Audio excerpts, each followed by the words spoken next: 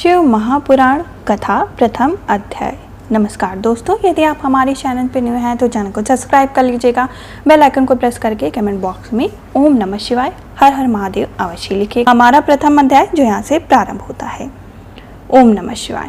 विषय प्रयाग में सूत जी से मुनियों का तुरंत पाप नाश करने वाले साधन के विषय से प्रश्न, जो आदि और अंत में और जो मध्य में भी हैं, नित्य मंगल में हैं, जिनकी समानता अथवा तुलना कहीं भी नहीं है, जो आत्मा के स्वरूप को प्रकाशित करने वाले देवता परमात्मा हैं, जिनके 5 मुख हैं और जो खेल ही खेल में अनायास ही जगत की रचना, पालन और संहार तथा अनुग्रह एवं तिरुभाव रूप 5 प्रबल कर्म करते रहते हैं, उन सर्वश्रेष्ठ अजर अमर ईश्वर अंबिकापति भगवान शंकर का मैं मन ही मन चिंतन करता हूँ। व्यास जी कहते हैं, जो धर्म का महान क्षेत्र है, जहाँ गंगा यमुना का संगम हुआ है, उस परम पुण्य में प्रयाग से मैं ब्रह्मलोक का मार्ग हूँ। सत्यव्रत में तत्पर रहने वाले महातेजस्वी महाभाग महामुनियों ने एक विशाल ज्ञान यज्ञ का आयोजन किया।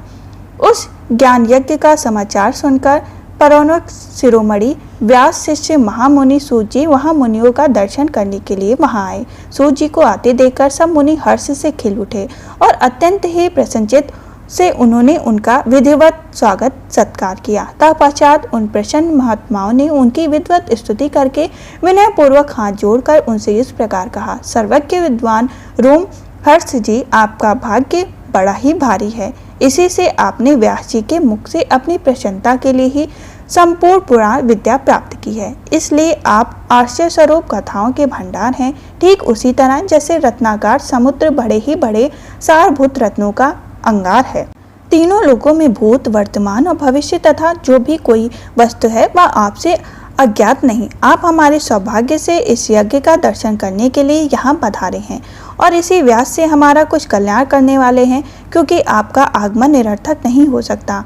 हमने पहले भी आपसे शुभाशुभ तत्व का वर्णन सुना है, किंतु उसी से हमें तृप्ति नहीं होती। हमें उसे सुनने की बारंबार इच्छा होती है। उत्तम बुद्धि वाले सूत जी, इस समय हमें एक ही बात सुननी है।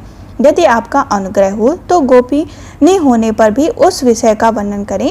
घोर कलयुग आने पर मनुष्य पुण्य कर्म से दूर रहेंगे, दुराचार में फंस जाएंगे और सबके सब सत्य भाषण से मुंह फेर लेंगे, दूसरों की निंदा से तत्पर रहेंगे, पराये धन को हड़प लेने की इच्छा करेंगे, उनका मन पराई स्त्रियों से आसक्त रहेगा तथा वे दूसरे प्राणियों की हिंसा किया करेंगे, अपने शरीर को ही आत्मा समझेंगे, मूढ़, नास्तिक और पशु बुद्धि रखने वाले होंगे, माता पिता से द्वेष करेंगे, ब्राह्मण लोभ रूपी ग्राहक के ग्रास बन जाएंगे, वेद बेचकर जीविका चलाएंगे, धन का उपार्जन करने के लिए ही विद्या का अभ्यास करेंगे और मत से ही मोहित रहेंगे, अपनी जाति के कर्म छोड़ देंगे, प्रायः दूसरों को ठगेंगे, तीनों काल की संध्या उपासना से दूर रहेंगे और ब्रह्म ज्ञान से शून्य रहेंगे। समस्त क्षत्रियों में भी स्वधर्म का त्याग करने वाले होंगे, कुसंगी, पापी और व्यभिचारिणी होंगे, उनसे शौर्य का अभाव होगा, वे कुसंगी चौर्य कर्म से जीविका चलाएंगे, शूद्रों का सवार्ताव करेंगे और उनका चित्त काम का किंकार बन जाएगा।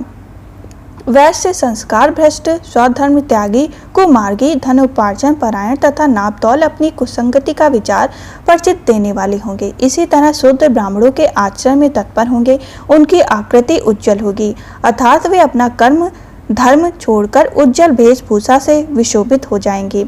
वे स्वतः ही अपने धर्म का त्याग करने वाले होंगे, उनके लिए विचार धर्म के प्रतिकूल होंगे, वे कुटिल और दिग्धजनिक होंगे। यदि धनी हुए तो कुकर्म में लग जाएंगे, विद्वान हुए तो वाद विवाद करने वाले होंगे, अपने को कुलीन मानकर चारों वर्णों के साथ वैवाहिक संबंध स्थापित करेंगे, समस्त वर्णों को अपने संपर्क से भ्रष्ट करेंगे। वे लोग अपने अधिकार सीमा के बाहर जाकर दुर्चोदित सत्कर्मों का अनुष्ठान करने वाले, कलयुग की स्त्रियां प्रायः सदाचार और भ्रष्ट और सदा पति का अपमान करने वाली होंगी, सास ससुर से द्रोह करेंगी, किसी से भय नहीं मानेंगी, मलिन भोजन करेंगी, कुसंगति हाव भाव से तत्पर होंगी, उनका शील स्वभाव बहुत ही बुरा होगा और वे अपने पति की सेवा से सदा ही विमुख रहेंगी।